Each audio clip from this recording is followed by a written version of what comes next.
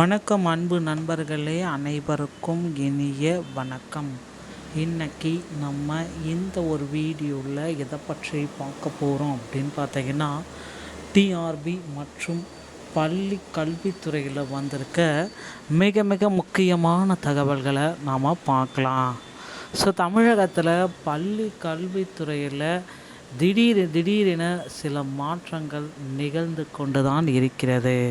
So இப்படி இருக்கையில் பள்ளி கல்வித்துறையில் முக்கியமான மாற்றங்கள் எப்பொழுது நமக்கு கிடைக்கும், இது குறித்து இந்த ஒரு வீடியோவின் வாயிலாக நாம் முழுமையாக பார்க்கலாம்.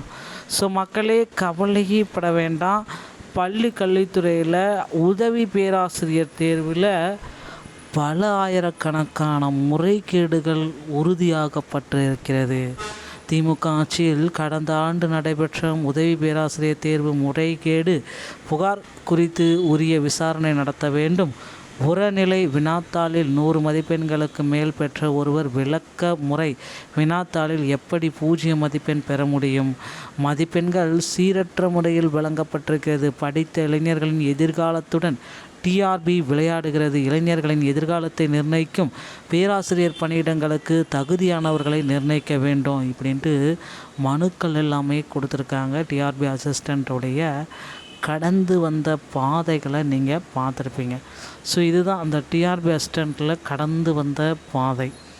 பள்ளி கல்வித்துறையில் எல்லோருமே எதிர்பார்க்குறது ஒரே ஒரு விஷயந்தான், தேர்வுகளை குறிப்பிட்ட தேதிகளில் நடத்தணும், அறிவிப்புகள் முடிவுகளை முறையாக வெளியிடணும், முறையாக அவங்களுக்கு போஸ்டிங்ஸை போடணும் நேர்மையான முறையில். இது எதுவுமே நேர்மை இல்லை அப்படின்றது எல்லோருக்குமே தெரியும். இந்த பள்ளி கல்வித்துறையில் கடந்த ஆட்சியும் சரி இந்த ஆட்சியும் சரி நேர்மை இல்லாமலேயே நடந்துகிட்ருக்கு.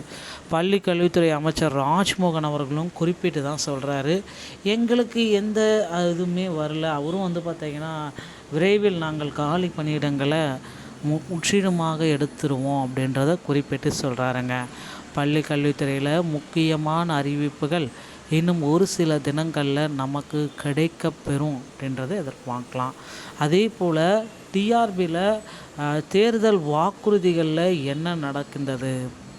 ஸோ இந்த உதவி பேராசிரியர் தேர்வை போல் தேர்தல் வாக்குறுதிகளில் ஒரு மெகா திருப்பம் முதல்வர் விஜய் அவர்கள் வெளியிட்டிருக்காரு. தேர்தல் வாக்குறுதிகளில் எல்லோருக்குமே டெட்ல பாஸ் பண்ண அனைவருக்குமே பணி. ஸோ 2011, 13, 17 டெட்லாம் பாஸ் பண்ணவங்களுக்குனான பணி நியமனத்தை போடுவோம் அப்படின்றத குறிப்பிட்டு சொல்லிட்டாருங்க. ஸோ கண்டிப்பாக இந்த டிஆர்பியில் இது ரொம்ப முக்கியமான ஒரு விஷயம். கண்டிப்பாக இது நடக்க இருக்குது. அதே போல் பகுதி நேர ஆசிரியர்களையும் பணி நிரந்தர ஆசிரியர்களாக மாற்றுவோம் அப்படின்றதையும் குறிப்பிட்டிருக்காரு. ஸோ அதையும் நம்ம விரைவில் எதிர்பார்க்கலாம். அடுத்து நீங்கள் எல்லாருமே எதிர்பார்த்த மாதிரி டெட்ல பாஸ் 60 மார்க் எடுத்தா பாஸ் என்ற அறிக்கையை ஆசிரியர் தேர்வு வாரியம் நீதிமன்றத்தின் வாயிலாக இந்த வார வெள்ளிக்கிழமை, ஸோ இந்த ஜூலை 4, 5 தேதிகளில் வர இருக்கு. ஸோ இடைநிலை ஆசிரியர்களுடைய கலந்தாய்வு மாவட்டம் விட்டு மாவட்டம் தற்காலிக முன்னுரிமை பட்டியல் எல்லாமே விட்டுருக்காங்க, செக் பண்ணிக்கோங்க. மாதாந்திர இடைநிலை இடைக்கால தொகை வழங்குதல் தொடர்பாக பணம் பெற்ற அலுவலர்களுக்கு அறிவுறுத்தல்கள். ஸோ ட்ரெஸரியில் பார்த்திங்கன்னா இந்த டிபார்ட்மெண்ட்டில் தற்சமயம் இந்த மாதிரி ஒரு அப்டேட் வெளியிட்டிருக்காங்க. ஸோ இன்கம் பே அவுட் வழங்குதல் தொடர்பாக அலுவலர்களுக்கு அறிவுறுத்தலும் போயிட்டுருக்கு.